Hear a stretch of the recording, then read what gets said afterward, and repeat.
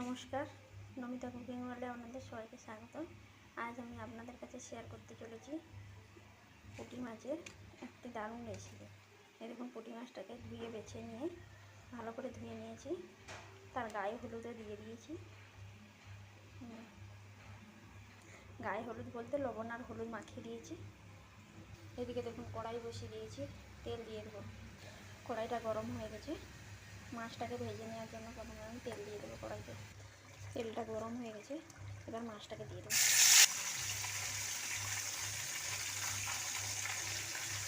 এইদিকে মাছটা ভাইতে ভাইতে আমি ওইদিকে পুঁটি মাছটা ঝাল বানাবো, সরষা পোস্তটা বেটে নেবো। এইদিকে মাছটা ভাজা হতে হবে।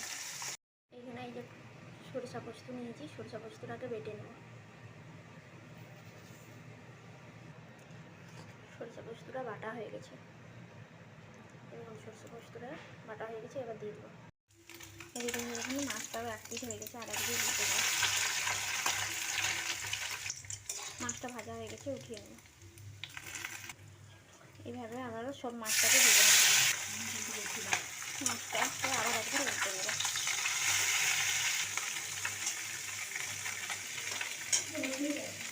দেখুন এটাও ভাজা হয়ে গেছে, এবার উঠিয়ে নেব। এখানে আমার সব মাছটা ভাজা হয়ে গেছে। কড়াইতে তেল আছে আর অল্প একটু তেল দিয়ে দেবো।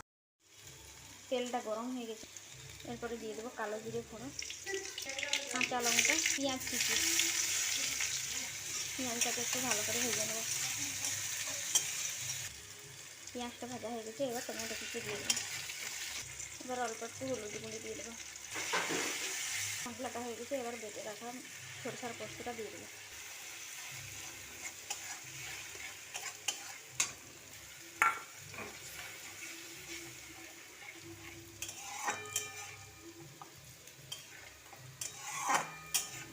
ফুড উঠে গেছে, এবার ভেজে রাখা মাছটাকে দিয়ে দেবো। পুঁটি মাছের এইভাবে ঝালটাও ভালো লাগে, আবার পুঁটি মাছের টকও ভালো লাগে। আগে ঝালটা বানিয়ে দেখানো, একটু শুকনো শুকনো হলে নামিয়ে দেবো। দেখুন পুঁটি মাছের ঝালটা রেডি হয়ে গেছে, এবার উপর থেকে ধনা পাতা ছড়িয়ে নামিয়ে নেব। তো বন্ধুরা দেখুন, এই যে নামিয়ে দিয়েছি পুঁটি মাছের ঝালটা, কেমন হলো কমেন্টে জানিও। আমাদের এই ভিডিওটি ভালো লেগে থাকে অবশ্যই লাইক কমেন্ট শেয়ার করতে ভুলবেন না, আর পাশে থাকুন এরকম নতুন নতুন রেসিপি দেখতে থাকুন। পুঁটি মাছের ঝাল হোক আর পুঁটি মাছের টক হোক, খেতে ভালো লাগে। তো আমার এইটা কেমন লাগলো কমেন্টে জানিও।